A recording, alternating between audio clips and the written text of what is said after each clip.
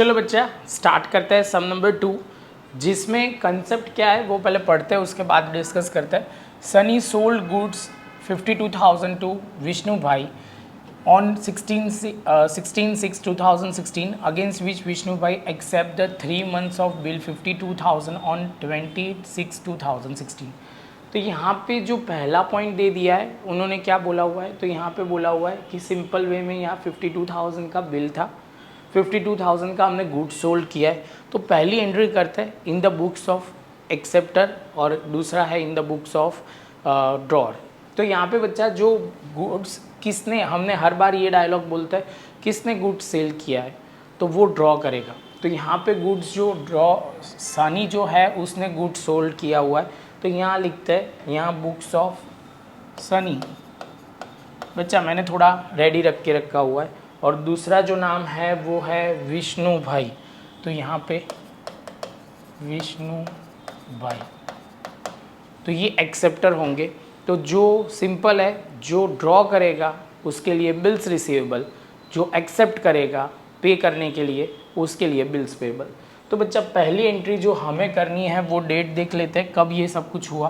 तो यहाँ पे हमने सेल किया है 16/6/2016, तो यहाँ पे 16/6/2016 क्या एंट्री लिखेंगे। तो हमने सेल किया है, तो किसको सेल किया है, तो विष्णु भाई को। तो विष्णु भाई अकाउंट डेबिट और क्रेडिट क्या करेंगे, सेल्स अकाउंट। कितने रुपए का सेल्स किया है, तो 52,000 का हमने सेल किया हुआ है, तो यहाँ पे 52 हमने लिख दिया। नरेशन में क्या लिखेंगे, being amount sold to the Vishnu bhai on credit. Clear. चलो सामने की ओर बात करते हैं।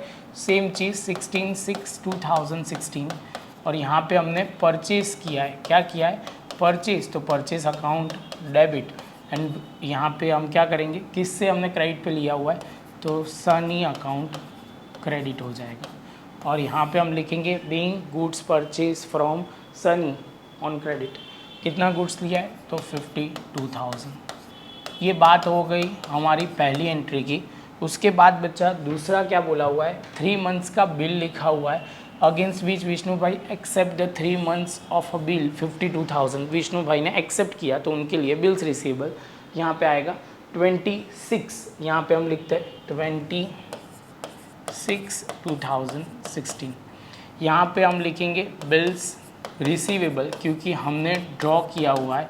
और किस पे ड्रॉ किया हुआ है, विष्णु भाई पे। तो विष्णु भाई अकाउंट क्या हो जाएगा, क्रेडिट हो जाएगा। बीइंग क्या लिखेंगे, Vishnu Sunny draw a bill of ₹52,000 on Vishnu bhai which is accepted by the Vishnu bhai. ये सिंपल, लंबा लिखना है तो इतना लिख सकते हो 52,000, तो यहाँ पे भी 52,000। ये पॉइंट तो होने से पहले खाली बस, हाँ ठीक है सही है। चलो उसके बाद यहाँ पे है 26/2016। यहाँ पे हम क्या लिखेंगे, तो यहाँ पे होगा सनी अकाउंट डेबिट और बिल्स पेएबल अकाउंट क्रेडिट। लिखेंगे being bills payable accepted by us. Clear. चलो तो यहाँ पे 52,000 हो गया।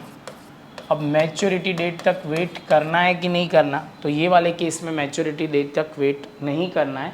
यहाँ पे उन्होंने पहले ही सनी ने कुछ किया है 2/7/2016 Sunny discounted the bill with the bank at a discount of 520।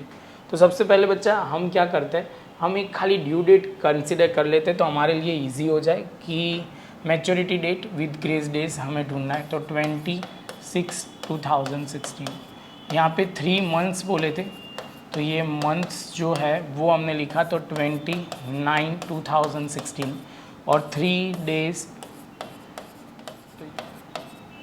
Grace days होंगे तो हो जाएगा 23/9/2016। क्लियर बच्चा, ये हमारी मैच्योरिटी डेट है विद ग्रेस डेज।